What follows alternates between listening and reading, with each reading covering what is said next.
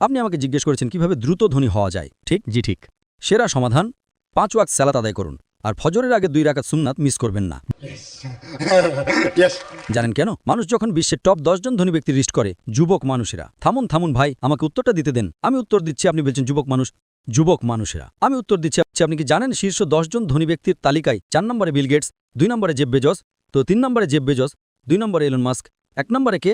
একজন মুসলিম যে ফজরের সালাত এবং সুন্নাত আদায় করে, সে এদের চেয়েও ধনী। কারণ নবী সাল্লাল্লাহু আলাইহি ওয়াসাল্লাম বলেছেন যে ফজরের 2 রাকাত সুন্নাত পৃথিবী এবং এর মধ্যে যা কিছু আছে তার চেয়েও বেশি মূল্যবান। মানুষ এসে বলে, আমি 4 ওয়াক্ত পড়ি, ফজর সালাত মিস করি।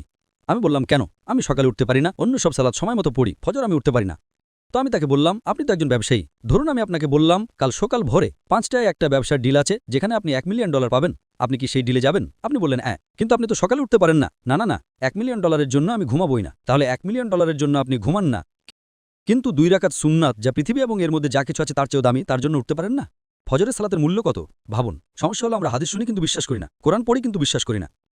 আল্লাহ বলেছেন, তাই আমি বলি আমি কখনোই আমার ফজর মিস করব না, এমনকি আমার সুন্নাতও মিস করব না। কেউ আমাকে $1 মিলিয়ন দিলেও না।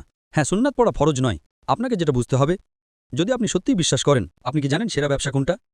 আল্লাহ সূরা বাকারা 2 নম্বর অধ্যায়ে 261 নম্বর আয়াতে বলেছেন, যদি আল্লাহর পথে একটা শস্যদানা দান করেন, আল্লাহ আপনাকে 7টা শীষ দেবেন এবং প্রতিটাতে 100টি করে দানা থাকবে। তার মানে একটা দানা 700 গুণ হয়ে